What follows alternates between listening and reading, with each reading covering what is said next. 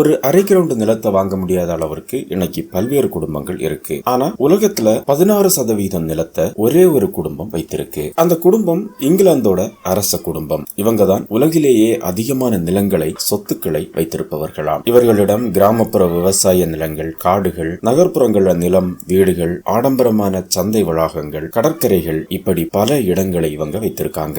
உலகம் முழுவதும் இருக்கக்கூடிய அவங்க சொத்துக்களை, நிலங்களை கவனிக்க தனியா ஒரு நிறுவனமும் இயங்கி வருதாம்.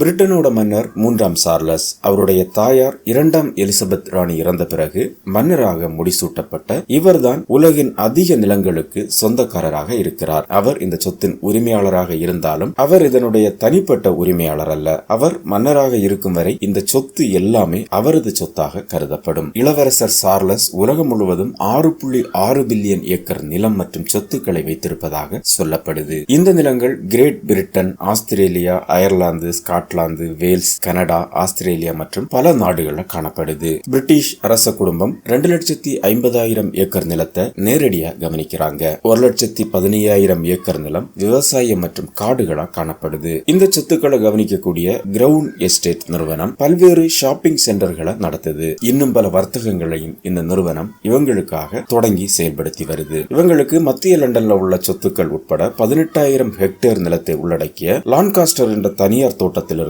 வருமானம் வருது. இதோட மதிப்பு 654 மில்லியன் பவுண்டுகள். 2022ஆம் ஆண்டுல மட்டும் இவங்க சொத்துல இருந்து 490.8 மில்லியன் டாலர்களை லாபமா ஈட்டியிருக்காங்க. இதோட நிகர லாபம் 312 மில்லியன் பவுண்டுகள். ஒட்டுமொத்தமா உலகம் முழுவதும் பரவியுள்ள பிரிட்டிஷ் முடியாட்சியின் சொத்துக்களின் மதிப்பு 15.6 பில்லியன் டாலர்கள் என மதிப்பிடப்பட்டிருக்கு. அதாவது 1,22,769 கோடிகள்.